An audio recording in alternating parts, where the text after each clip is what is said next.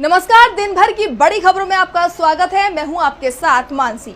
आज इस बुलेटिन में बात होगी राहुल गांधी के आरएसएस पर बड़े हमले की, संसद में आरक्षण पर उठे सवाल की। जानेंगे महाराष्ट्र में कॉमेडियन के बयान से क्यों भड़के शिव सैनिक, नितिन गडकरी के मीडिया की आजादी पर दिए बयान को, देखेंगे बुलडोजर एक्शन पर क्यों भड़के सुप्रीम कोर्ट के जज, और बुलेटिन के आखिर में देखेंगे जाने माने कार्टूनिस्ट इरफान की किस खबर पर पड़ी तिरछी नजर।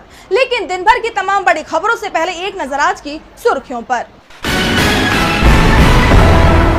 लोकसभा चुनाव के बाद देश की 6 पार्टियों के पार्टी फंड में हुई बढ़ोतरी। लिस्ट में BJP, TDP, CPM, LJP, Ramvilas, SDF और एआईयूडीएफ शामिल। कॉमनवेल्थ ह्यूमन राइट्स इनिशिएटिव ने दी जानकारी।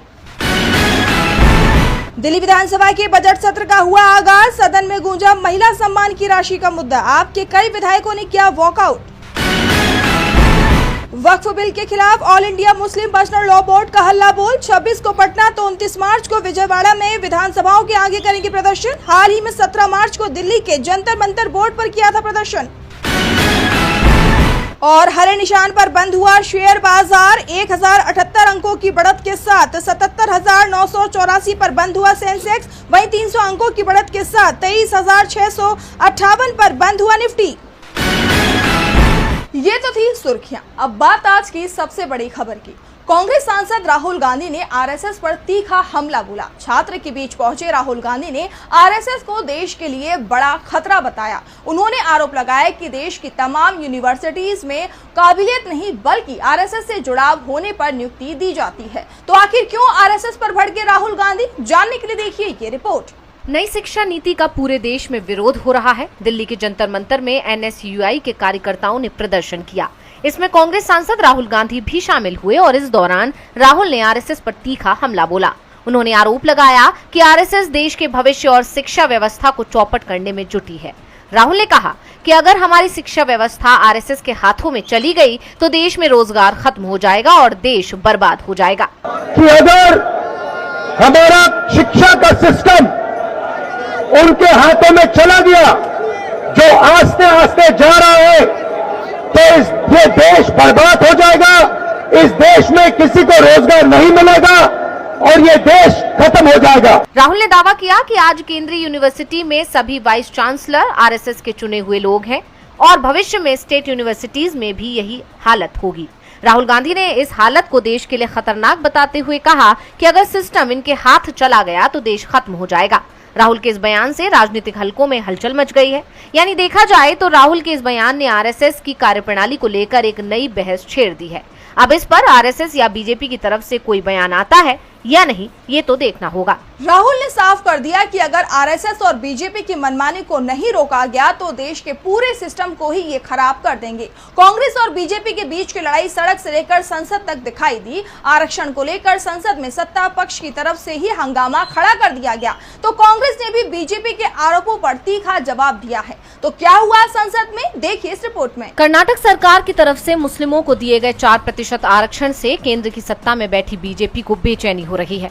नतीजा, पहले तो कर्नाटक सरकार के फैसले पर संसद में चर्चा करवाई गई और फिर बीजेपी के सांसदों ने संसद में जमकर बवाल किया। दरअसल कर्नाटक में सरकारी टेंडरों में मुस्लिम ठेकेदारों को 4% आरक्षण दिया गया है। तमाम संगठन इसे तुष्टीकरण की राजनीति बता रहे हैं। इन बयानों के बाद deputy CM DK Shivakumar ने कहा था कि जरूरत पड़ी तो आने वाले समय में हम संविधान में भी संशोधन कर देंगे। डीके शिव कुमार के इसी बयान पर बीजेपी ने हंगामा मचा दिया है। जेपी नड्डा ने कांग्रेस पर हमला बोलते हुए कहा कि बहुत दुख के साथ कहना पड़ रहा है कि जिस तरीके से कांग्रेस पार्टी संविधान की रक्षक बनती है, संविधान के बारे में ऐसा बयान देकर उन्होंने धज्जियां उड़ाने का प्रयास किया है। वहीं कर्नाटक में मुस्लिमों को आरक्षण देने पर केंद्रीय मंत्री जेपी नड्डा और किरेन रिजिजू ने खरगे से कांग्रेस का रुख साफ करने को कहा। इसके बाद कांग्रेस की तरफ से तुरंत जवाब भी आ गया। कांग्रेस अध्यक्ष मल्लिकार्जुन खड़गे ने कहा कि किसने कहा कि हम संविधान बदलने वाले हैं। कोई भी डॉक्टर आम्बेडकर का संविधान बदल नहीं सकता है। संविधान की रक्षा के लिए हमने कर्नाटक से कश्मीर तक भारत जोड़ो किया, लेकिन इन्होंने भारत तोड़ने का काम किया है। उन्होंने कहा कि संविधान को बचाने वाले हम हैं, ना कि ये बीजेपी वाले हैं। अब बीजेपी के इस रवैये को लेकर कांग्रेस सांसद प्रियंका गांधी का भी बयान आया। उन्होंने कहा कि सरकार सदन चलने नहीं देना चाहती है। वहीं विपक्ष अब सत्ता पक्ष पर अल्पसंख्यक विरोधी मानसिकता का आरोप भी लगा रहा है। देखना होगा कि इस मुद्दे पर कब तक बवाल मचता है। संसद में सत्ता पक्ष के लोग ही हंगामा करते दिखाई देते हैं। वैसे आम जरूरतों के मुद्दों पर जब विपक्ष की तरफ से चर्चा की मांग होती है तो इसकी इजाजत नहीं दी जाती है, लेकिन सत्ता पक्ष राज्यों के विषयों पर भी चर्चा करता दिखाई दे रहा है। वैसे सवाल संसद की कार्यवाही नहीं, महाराष्ट्र सरकार की कार्रवाई पर भी उठ रहे हैं। कॉमेडियन कुणाल कामरा के वीडियो पर शिव सैनिक भड़क गए हैं। सरकार की तरफ से कामरा से माफी मांगने की मांग की जा रही है, तो क्या है पूरा मामला, जानने के लिए देखिए ये रिपोर्ट। महाराष्ट्र के डिप्टी सीएम एकनाथ शिंदे का नाम लिए बिना मजाक बनाने को लेकर कॉमेडियन कुणाल कामरा पर शिंदे गुट के शिव सैनिक इतना भड़क गए कि उन्होंने क्लब में तोड़फोड़ की और साथ ही कामरा के खिलाफ मामला भी दर्ज करा दिया। वहीं कुछ शिव सैनिकों पर पुलिस ने भी मामला दर्ज किया, जिसके बाद फडणवीस सरकार में मंत्री और शिवसेना विधायक प्रताप सरनाईक आरोपी शिव सैनिकों के समर्थन में आ गए हैं। उन्होंने कहा कि मैं मंत्री हूं, लेकिन उससे पहले मैं एक शिव सैनिक हूं और जो कोई हमारे नेता का मजाक उड़ाएगा उसे शिव सैनिक छोड़ेंगे नहीं। जैसी घटना मुंबई में घटी कल, इस राज्य का मंत्री होने के नाते मैं समर्थन नहीं करना चाहता हूं, मगर ये भी बात उतनी सच है कि मैं मंत्री बाद में हूं, शिवसैनिक पहला हूं। और हमारे जो शिवसैनिकों ने किया वो इसलिए किया क्योंकि हमारे पार्टी के प्रमुख और राज्य के लोकप्रिय मुख्यमंत्री रह चुके और अभी के उप मुख्यमंत्री आदरणीय एकनाथ जी शिंदे साहब के बारे में अगर गलत सलत कुछ भी कोई गाने के जरिए या अपने जो जबान उनको दी है उसके जरिए अगर गलत सलत कुछ बोलते रहेंगे तो हमारे शिवसैनिक कभी भी माफ़ करेंगे नहीं किसी को भी। और आज मैं पुलिस स्टेशन में आया हूँ, हमारे कुछ शिवसैनिकों के ऊपर गुनाह दाखिल हो गया, उसमें क्या क्या कलम लगाया वो सच है कि झूठ है। और पुलिस ही कार्रवाई करते समय पुलिस डायरेक्ट हमारे कार्यकर्ताओं के घर पे जाते हैं जिनका नाम भी नहीं था, उनके खिलाफ अगर ऐसे एक्शन लेते तो वो भी कुछ गलत है, इसलिए मैं पुलिस स्टेशन में आया। मगर एक बात उतनी ज़रूरी है कि वो जो स्टूडियो है वो पूरा का पूरा इनलीगल है। देश के पंतप्रधान आदरणीय नरेंद्र मोदी जी के बारे में वहाँ पे गलत सलत कुछ भी चित्रीकरण वहाँ पे हो गया, बहुत सारे राजनेताओं के बारे में चित्रीकरण हो गया। और ऐसे इनलीगल स्टूडियो को क्यों सपोर्ट कोई अगर पार्टी करता है तो वो भी देखना चाहिए, उसकी भी जांच होनी चाहिए। मैंने मुंबई महानगर पालिका के आयुक्त भूषण गगरानी जी से कहा है कि तुरंत वो अगर इनलीगल स्टूडियो होगा तो उसके ऊपर तुरंत कार्रवाई। Pratap Sarnaik the habitat club को अवैध बता रहे हैं, लेकिन इस पर भी सरकार पर ही सवाल उठ रहे हैं कि जब ये क्लब अवैध ही था तो फिर इतने सालों तक सरकार ने कोई एक्शन क्यों नहीं लिया और अब सरकार की आलोचना के बाद ही एक्शन क्यों लिया जा रहा है।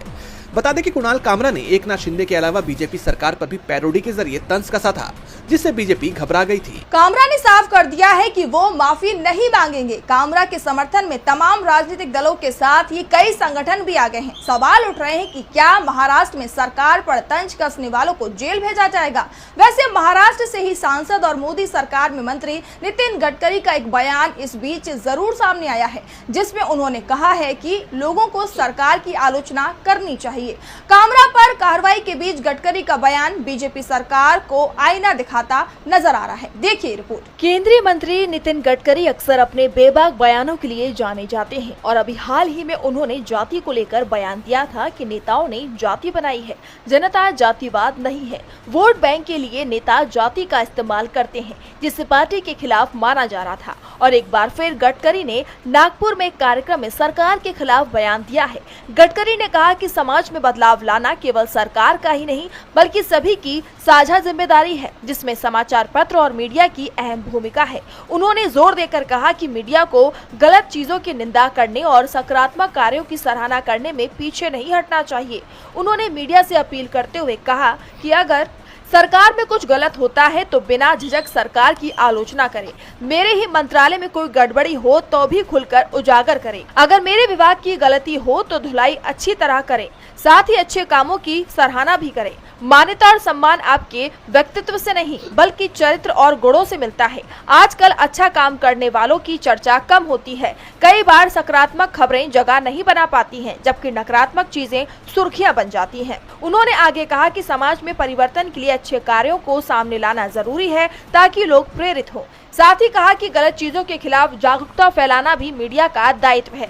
गडकरी ने इस बात पर बल दिया कि संतुलित पत्रकारिता समाज को सही दिशा दिखा सकती है और इसमें सभी को योगदान देना चाहिए। ऐसे में अब गडकरी के इस बयान को सरकार के खिलाफ जोड़कर देखा जा रहा है, क्योंकि ये पहली बार नहीं है जब गडकरी ने ये बयान दिया हो। इससे पहले भी वो कई बार इस तरह के बयान दे चुके हैं। गडकरी ने साफ कर दिया है कि सरकार और सिस्टम की खामियां मीडिया को उजागर करनी चाहिए, लेकिन क्या सरकार अपनी आलोचना कितना बर्दाश्त कर पाती है। जो सरकार के खिलाफ सियासत करते हैं उन पर छोटे से आरोपों पर ही बुलडोजर चल जाता है। बुलडोजर एक्शन को लेकर अब सुप्रीम कोर्ट के जज ने सख्त टिप्पणी की है। क्या है पूरा मामला, जानने के लिए देखिए ये रिपोर्ट। सुप्रीम कोर्ट ये साफ कर चुका है कि किसी भी कीमत पर बुलडोजर एक्शन बर्दाश्त नहीं किया जाएगा।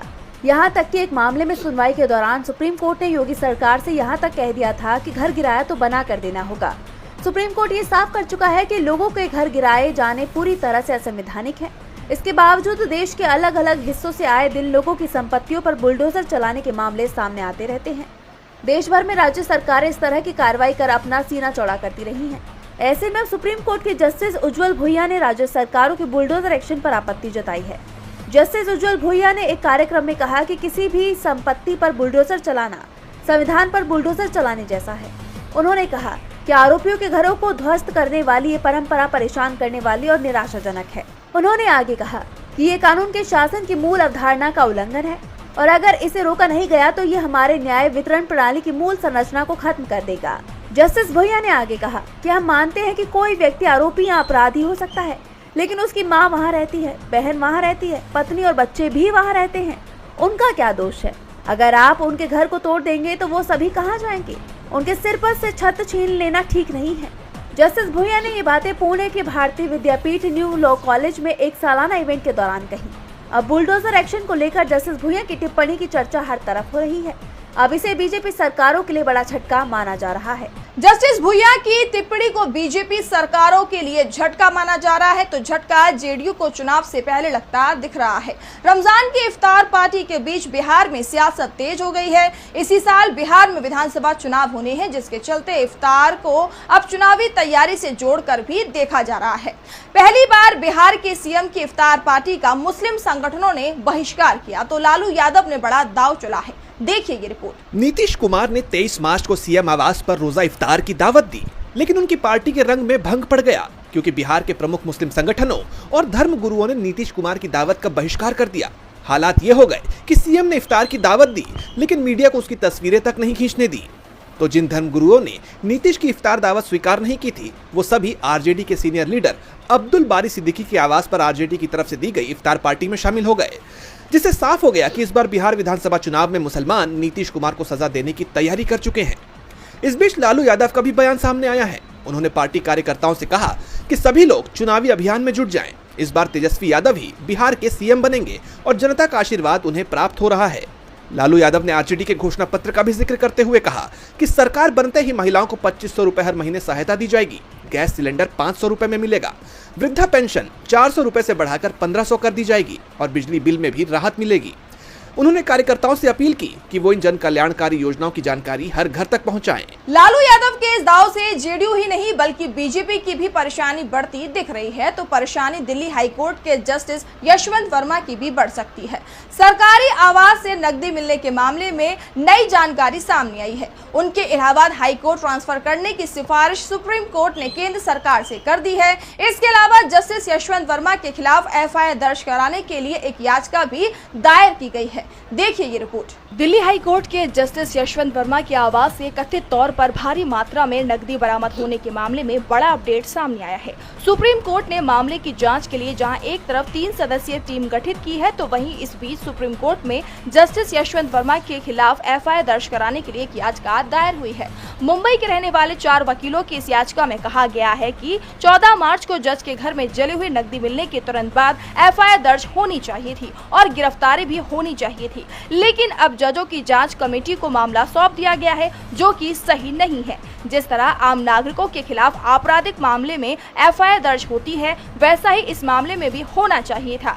याचिका में 1991 के वीरास्वामी मामले में आए सुप्रीम कोर्ट की संविधान पीठ के फैसले का भी विरोध किया गया। उस फैसले में कहा गया था कि हाई कोर्ट या सुप्रीम कोर्ट के जज के खिलाफ एफआईआर से पहले चीफ जस्टिस ऑफ इंडिया की सहमति जरूरी है, जबकि संविधान में सिर्फ राष्ट्रपति और राज्यपालों को मुकदमे से छूट दी गई है। सुप्रीम कोर्ट ने अपने फैसले से जजों को आम नागरिकों से अलग विशेष दर्जा दिया है। इसी के साथ याचिकाकर्ताओं ने supreme court, Delhi high court के चीफ जस्टिस के साथ केंद्र सरकार, Delhi police, Delhi fire department, ED, CBI और इनकम टैक्स विभाग को भी पार्टी बनाया है, जबकि सुप्रीम कोर्ट के चीफ जस्टिस संजीव खन्ना की तरफ से गठित 3 3 सदस्यीय जांच कमेटी के सदस्यों जस्टिस शील नागू, जस्टिस GS संधवालिया और जस्टिस अनु शिवरामन को भी पक्ष बनाया गया है। ऐसे में देखना होगा कि सुप्रीम कोर्ट इस याचिका को स्वीकार करता है या फिर नहीं। और बुलेटिन के आखिर में देखेंगे जाने माने कार्टूनिस्ट इरफान की किस खबर पर पड़ी तिरछी नजर।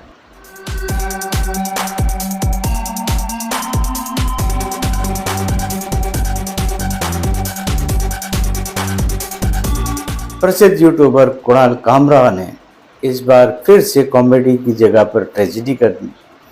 किसके लिए?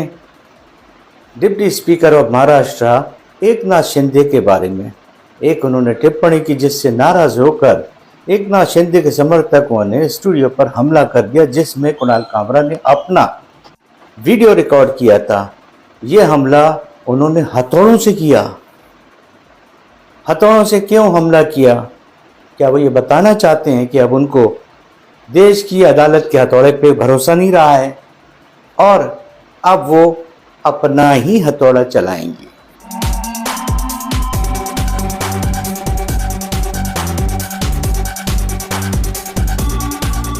बहुत बहुत शुक्रिया इरफान जी। तो आज इस बुलेटिन में इतना ही। आप देखते रहिए DB लाइव। नमस्कार।